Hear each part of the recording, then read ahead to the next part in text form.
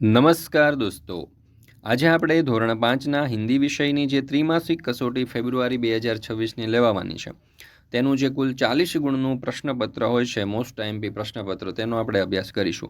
આ જે most IMP પ્રશ્નપત્ર છે તમારી ત્રિમાસિક કસોટીની તૈયારી માટે અને ત્રિમાસિક કસોટીમાં સારામાં સારા ગુણ પ્રાપ્ત કરવા માટે તમને ખૂબ જ ઉપયોગી થશે. તો જરૂરથી દરેક વાલીઓ, વિદ્યાર્થીઓ અને શિક્ષક મિત્રોએ આ ત્રિમાસિક કસોટી જે છે ફેબ્રુઆરી 2026ની તેના દરેક વિષયના પ્રશ્નપત્રનો અભ્યાસ કરી લેવો. તેની પીડીએફ પણ અવેલેબલ છે, જરૂરથી પીડીએફ પણ મેળવી લેવી.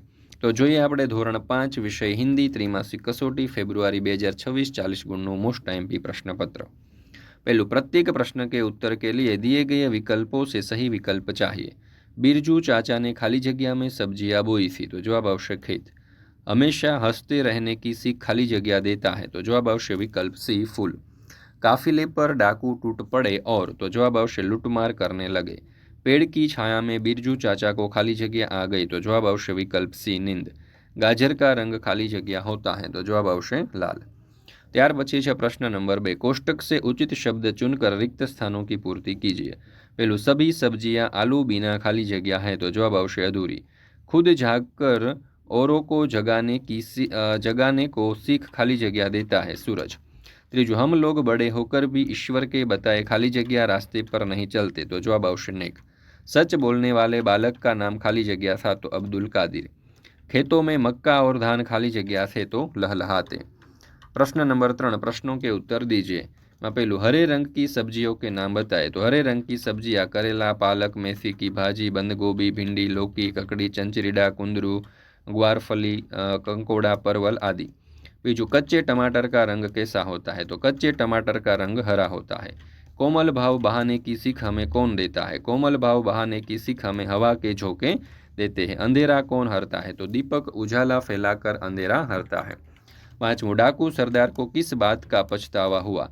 तो डाकू सरदार को इस बात का पछतावा हुआ कि वह बड़ा होने पर भी ईश्वर के बताए नेक रास्ते पर नहीं चलता। डाकुओं ने क्या प्रतिज्ञा की। डाकुओं ने फिर कभी लूटमार न करने की प्रतिज्ञा की। 7, सांप किसको खा जाता था। तो सांप मेढकों को खा जाता था। मेढकों ने परेशान होकर क्या किया। तो मेढकों ने परेशान होकर उपाय सोचा। त्यार पछी है प्रश्न नंबर 4, गुजराती में अनुवाद कीजिए, जेना कुल 2 गुण है। सभी सब्जियां मेरे बिना अधूरी है, तो बधी शाकभाजीओ मारा वगर अधूरी है। गाजर से हलवा बनता है, तो गाजर से हलवो बने छे। सही वाक्यांश चुनकर पूरा वाक्य फिर से लिखिए। हवा के झोंके कहते हैं कि कोमल भाव बहाते रहो। दूध तथा पानी कहते हैं कि मिलो और मिलाते रहो। तुमने इन अशरफियों का पता हमें क्यों बता दिया। यह छोटा बच्चा ऐसे संकट में भी झूठ नहीं बोला। त्यार पछी प्रश्न नंबर 6, शब्दकोश के क्रम में लिखिए। तो शब्दकोशना क्रम में अहींया जे आपने शब्दों आपेला छे ने आपणे आ प्रमाणे लखी शकीए। खूब, खेत, तालाब, पानी, बादल अने बारिश। त्यार पछी बीजू जे छे ते आ प्रमाणे लखी शकीए। कमी, कागज, क्षमा, खेल, बच्चा अने मैदान। त्यार पछी प्रश्न नंबर 7, मुहावरों का अर्थ देखकर वाक्य प्रयोग कीजिए। टूट पड़ना यानी कि हमला कर देना। वाक्य, चोर को देखते ही लोग उस पर टूट पड़े। कड़क कर बोलना यानी कि कठोरता से बोलना। तो वाक्य, पिताजी कड़क कर बोले तो नौकर ने चोरी कबूल कर ली। गले लगाना यानी कि प्रेम करना, अपनाना। तो वाक्य, गांधी जी ने सबको गले लगाया। धीरज धरना यानी कि धैर्य रखना। तो वाक्य, हमें दुख में धीरज धरना चाहिए। नोक झोंक करना यानी कि छेड़छाड़ करना, उग्र चर्चा करना। वाक्य, दोनों भाई अपनी अपनी कमाई के बारे में नोक झोंक करने लगे। बात काटना यानी कि बीच में बोल उठना। वाक्य, माँ बेटे की बातचीत चल रही थी कि बहन ने बात काटते हुए कहा। त्यार पछी है प्रश्न नंबर 8, नीचे दिए गए चित्र के आधार पर 5 वाक्य लिखिए, जेना कुल 6 मार्क्स है। यह गांव का दृश्य है। सुबह का समय है। सूरज निकल रहा है। आकाश में पक्षी उड़ रहे हैं। दूर कुछ पेड़ और घर दिखाई दे रहे हैं। एक मंदिर भी दिख रहा है। मैदान में 2 लड़के गेंद खेल रहे हैं।